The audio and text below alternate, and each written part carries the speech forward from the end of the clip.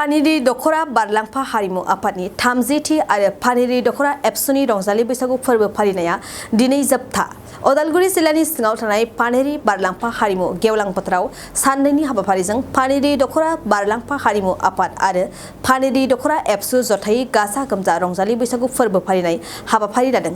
बे हाबाफारिनो दिनै जोबथा हाबाफारि बादियै जिउनां सोद्रोमा बरायनाय लोगोसे बैसागु गेवलां मोसानाय हाबाफारिबो लानाय जायो। बे समाव हाबाफारि बानजायनायखौ लानानै खौरांगिरिनि सिगाङाव मा फोरमायखो आबुङै मिथिना ला। पानेरि दखरा दुलाराय बर' फरायसा आफाद आरो पानेरि दखरा बारलांफा हारिमु आफाद जोङो जथायै रंजालि बैसागो फालिनाया दिनै 30 बोसोर आगान होबाय। नैबे 30थि पानेरि दखरा रंजालि बैसागु खुंथायखौ जोङो 14 आरो 12 बैसागु साननैनि गोबां हाबाफारिनि गेजेरजों जोङो खुंफुंदों। दिनै नैथि साननि हाबाफारि हिसाबै दायो बायदि बायदि हारिनि हांख्रायनानै लाबोजानाय मोसाखावरि बिथांमोननि मोसानाय दिन्थिफुंनाय बे सोलिगासिनो दङ। बिनि उनावहाय जोंहा जागोन बैसागो थिलि बेखेवनाय। बेवहाय जोङो बादायनाय आयदाफारि हिसाबै बैसागो दोलो मोसानाय बे आयदाफारिखौ जों लाखिदों। बिनि उनाव बैसागो सिख्ला मोसानाय बादायनाय बे हाबाफारिखौ जों लाखिदों।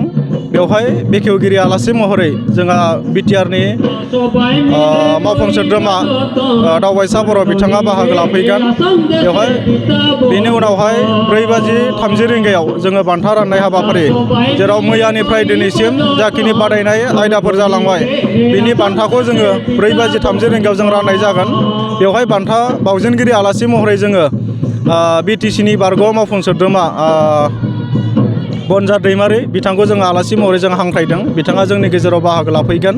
बे हरनि समावहाय जोङो हारिमु बिलिफां बादायलायनाय हारिमु बिलिफां आयदा जों लाखिदों। बेवहाय जोंनिनो बर' सावथुन मुलुगनि जाखांफुनाय सासे मुंदांखा फेस्लागिरि फावखुंगुर प्रेक्टिकेल बसुमतारी बिथाङा बाहागो लाफैगोन।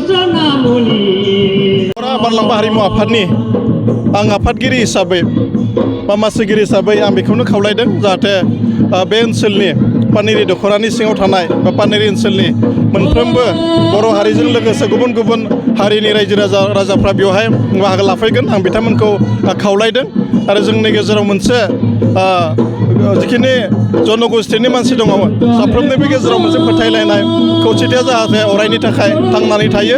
बे खुंथायनि गेजेरजों बेखौनो आसा फारिनानै गोजोनथाव खौरां, बङाइगाव मेरिडियान किया मटर्स श'रुमआ नोंथांनो लाबोदों गोदान अफार।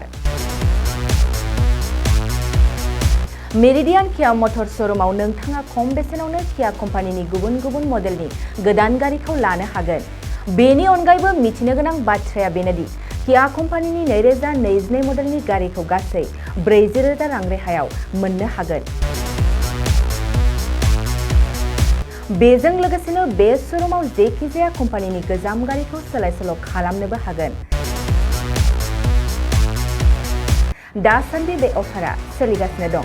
मेरिडियान किया मटर्स श'रुमआ सा बङाइगाव साफागुरि रड आगराला देहा फाहामसालिनि साखाथियाव थानाय महामाया हटेलनि अपोजिट साइडआव दं।